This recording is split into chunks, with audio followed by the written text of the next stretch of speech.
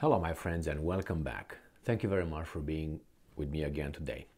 It's very strange, at all, actually, that the Western countries, the countries of the free world, so-called, who love democracy, freedom, are against discrimination, are for equity, are for diversity, inclusion, and all these beautiful words and terms that we are, supposedly upholding. Why are not these countries or the governments outraged with Ukraine's counter values? Remember, we support Ukraine because Ukraine is like us, and Russia is, I don't know, imperialistic, bad dudes, criminals, and all that, according to these guys, But it seems like Ukraine, since this war at least started, and before too, but I'm not going to talk about that one, made some statements and implemented some policies banning certain kind of parties, banning a certain kind of language, getting rid of certain kind of authors, book authors that were Russians, took care of a certain kind of religious denomination, arrested people for cooperating with the enemy, and we don't know if that's true or not. You have instituted obviously a martial law for the entirety of this war. A lot of things that might sound a little bit, you know what I mean? You ban, and then you close certain kind of media outlets, you banned media outlets. So freedom of speech, freedom of expression, freedom of religion. This is just to mention a few. And now I have another article here that's going to show another trend. And I will put that together. I will contrast it and compare it with our values. The values of freedom and all that, the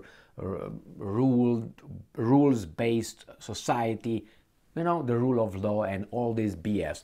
Why don't we apply that to Ukraine, I think, and we support them against the evil Russians? Let's get to this article, and this is the title. Petition to rename Russia, the country, to Moscovia attracts enough support for Zelensky to consider. This comes from the New Voice of Ukraine, February 15th, 2023. You might say, or you might ask, so what's wrong here? What's the big deal? Well, let's go with this one. The fact that there's a petition going. How did it start? You would probably be very much inclined, well, the people started it. All right, let's take the people. So the people think that they can change, if they want, the internationally recognized name of a country in whatever they want. So that means in Ukraine from now on, it's not going to be the country of Russia, it's going to be the country of Moscovia. That means you have a big, or at least you have a cultural trend in Ukraine that thinks that way. Okay, let's put it in a different context. Let's say tomorrow, China decides to call United States China Minor. Okay? And in all their books, whenever they talk about United States, they would call it China Minor. Would you be okay with that? I guarantee you would not be okay. And they would say, hey, people came up with a petition, people signed it, and we approved it. We looked at it and say, yeah, I think it's right. I mean, we like it. Okay, let me give you another example. Let's say Mexico would say, you know what? All those states that were purchased after the Mexican-American War, remember that one? For Texas, our people in your country, we're going to come and defend them, and we're going to take over everything, and we're going to give you something, and we're going to purchase it for you, something that is not for sale, but we decided it is for sale. Remember that incident? Okay, now we got that settled. Let's say tomorrow Mexico said, you know what? The western United States, the southwest of the United States, we're going to call it the country of Aztlan. Now my Mexican friends know exactly what I'm talking about, and if you don't know, then please look into it. I hope you do. Aztlan. That's a land that supposedly there's some bad people want to break the United States into a country, form it. That's a conspiracy theory. But let's say the Mexican says, you know what, from now on we want to call it Aztlan.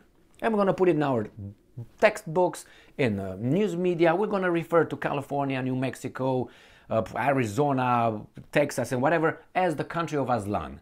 Would you be okay with that? I can go on and on and on. I don't know where you live, but let's say your country, let's say Australia, is going to be called, I don't know, by the Aborigines, is going to be called not Australia, it's going to be called, I don't know, the country of the good people versus bad people. Would you like that?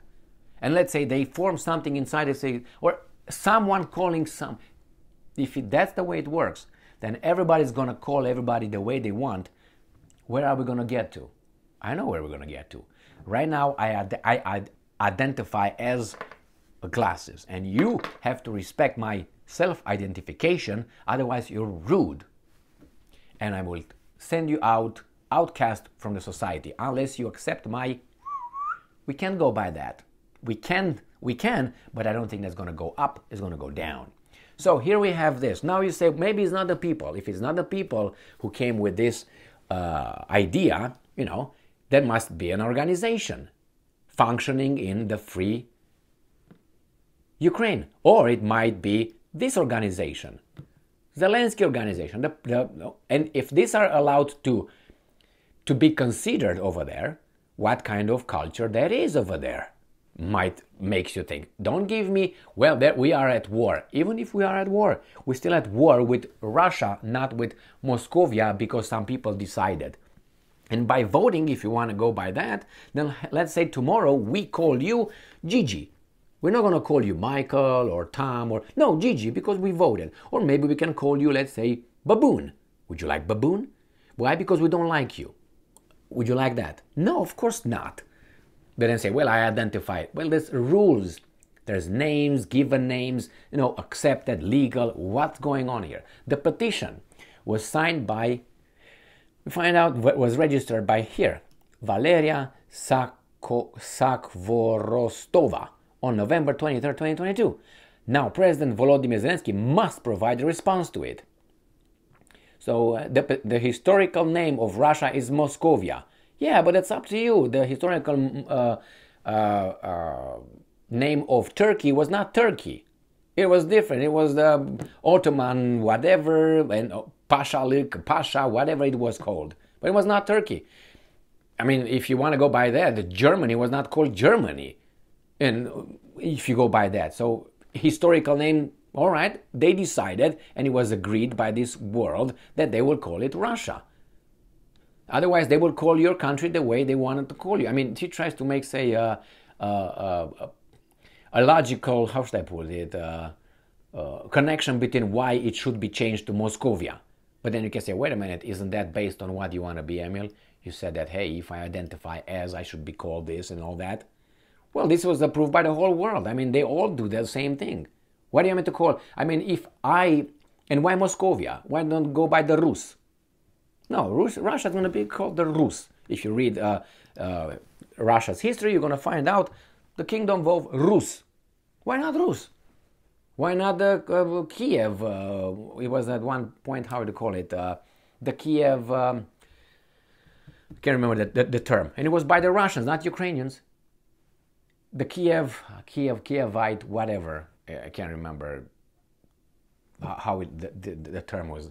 Why don't you go to that? Why do you go to Muscovite?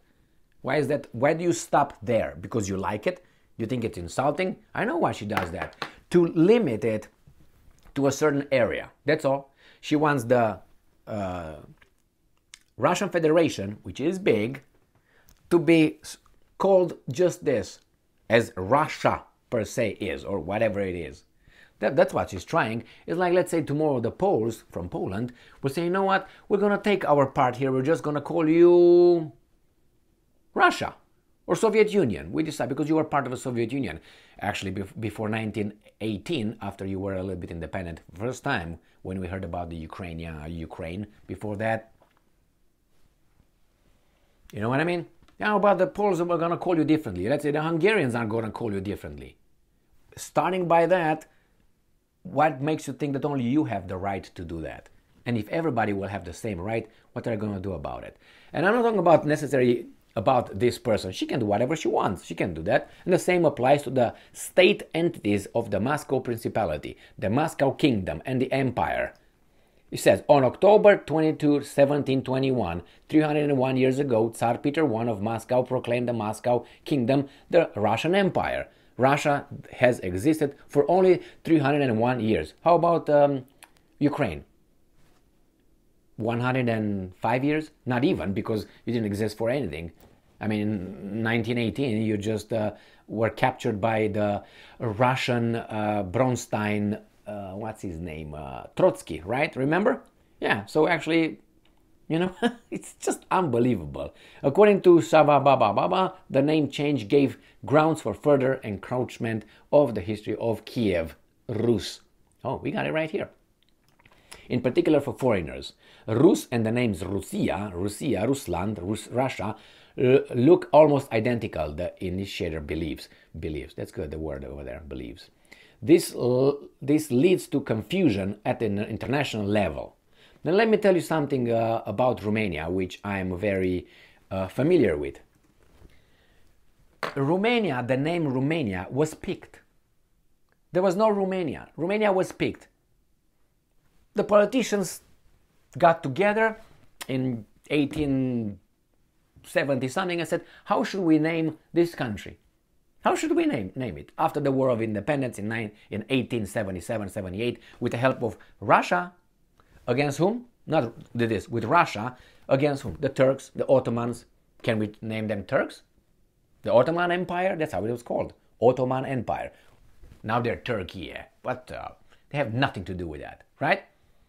Anyway, so if you go by this, how Turkey should change it into Ottoman country, Ottoman. So now we get to that one. After that, Romanians sat at the table. The politicians said, how should we call the new United Wallachian Romanian Principle? No, kingdoms. How I want to call them? Let's call them Romania from Rome. That's how it got the name Romania. They said, we are Romans, we speak a Romance language, we are Romans, we are the, offspring of Rome. Let's call it Romania. All right. But it was never in the history of Romania or Romanians, Romania. So then what? We should change it to what? Dacia? I'm for it. But if we call it Dacia, then we have a problem with Ukrainians, we have a problem with the Hungarians, we have problems with everybody around us. Because Dacia was kind of big, and then we say, hey, those lands were ours then. So you see how it goes? So that's why they say zip it, leave it Romania, because if you call it Dacia, you would say, hey, those territories are ours actually, so give it back. And everybody around would say, yeah, here you have Dacia, just for you right here. Thank you very much. Really? So she's a dumbass, just to go by that. So how are we going to call? I gave you Turkey's example, Ottoman Empire. I can give you Romania again, and many other countries. Anyway, just think about it. How do you call what? The petition. And I made this video just to show there's a mentality over there.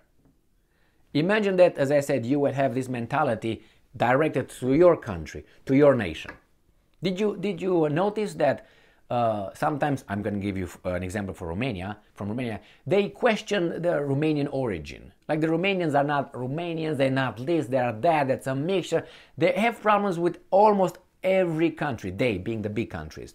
But they don't have, I don't know if Romania should have that territory, it was theirs, or it was those guys' territory. I don't think they actually are like that. What are Romanians? They always questions the origins, but nobody questions the French origin. Actually, the Franks are German tribe. Did you know that? And they call French Latin. What's that? Nobody questions the English, that English, British, right there, English, British Isles and all that. No. Or Germany. No, Germany is Germany. They're all together. Nobody claims, wait a second, who are you, actually? But they question who are the Romanians, who are the Serbs, well, that didn't belong to the Serbs, who are the Bulgarians. Those are I don't know, man. I'm not sure those guys are, as they say they are. You go and question, let's say, as I said, the French and see where you get. They're going to laugh in your face. Why? Because nobody says anything about that. Why? Because they have no reason? Really? Again, look into history. So again, this kind of interpretations and these kind of movements are allowed to be, but they should be called as they are. And it's interesting that the West does not react to everything I said at the beginning of this video regarding the freedom of speech, which is excellent on this matter, but then you don't have freedom of speech of foreigners. Only one category of foreigners. Or discrimination, how about that one? Freedom of expression. Don't give me, well, I mean, it's war actually. It's war actually? Okay, then if it's war actually, then let's go to war. There's some certain kind of rules. Well, Emil, actually, it's martial law instituted over there. Well, it could be, but under martial law, there still are some regulations. There still are. And this thing right here, that tells me that there's movement towards certain kind of, may I say it, displeasure, / I don't want to call it that way, but anyway, towards other people. How would you call that? Xenophobia? Anyway, thank you very much for being with me again today. Stay strong, stay smart, look for the truth, and be just.